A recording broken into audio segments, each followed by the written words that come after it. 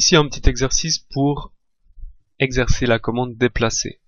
On a deux morceaux, on veut les placer l'un à côté de l'autre pour obtenir ce résultat. Le principe, c'est de capturer les éléments de gauche, de prendre la commande déplacer, et de prendre un point de référence utile, soit un point que je vais pouvoir retrouver ici, précisément. Il s'agit de quel point? Il s'agit ici des extrémités. Si j'utilise cette référence, ce point de référence, je la retrouve ici. De cette manière, mes deux éléments sont parfaitement placés l'un contre l'autre. L'erreur à ne pas faire, ça serait de prendre un point de référence qui ne m'est pas utile. Ce point de référence, eh bien, pour placer ces deux traits l'un contre l'autre, il ne me sert à rien. Alors bien sûr qu'on pourrait prendre comme repère l'extrémité, là on serait sur la bonne horizontale, on pourrait cliquer, ensuite recapturer cet objet, le déplacer, mais tout ça c'est très long. Il y a en tout cas deux opérations supplémentaires.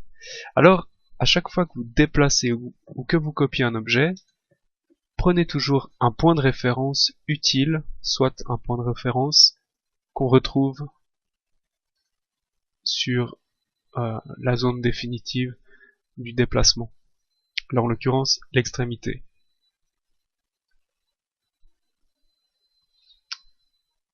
Si j'ai un élément et que cet élément je dois le déplacer pour le positionner à une certaine dimension d'un autre élément, on peut s'y prendre de cette manière. Je capture l'élément, je prends la commande déplacer, et si cet élément je veux le placer à 50 mm de l'autre, je viens repérer sans cliquer sur l'extrémité. Le logiciel comprend que ce sera mon point de référence, et depuis ce point de référence, je me déplace par exemple de 60 mm, je les tape 60, ensuite Enter, et là mon point de référence qui me permet de déplacer cet objet n'est pas situé sur l'objet, mais à une distance de 60 mm. Et je n'ai plus qu'à placer ce point de référence sur mon deuxième objet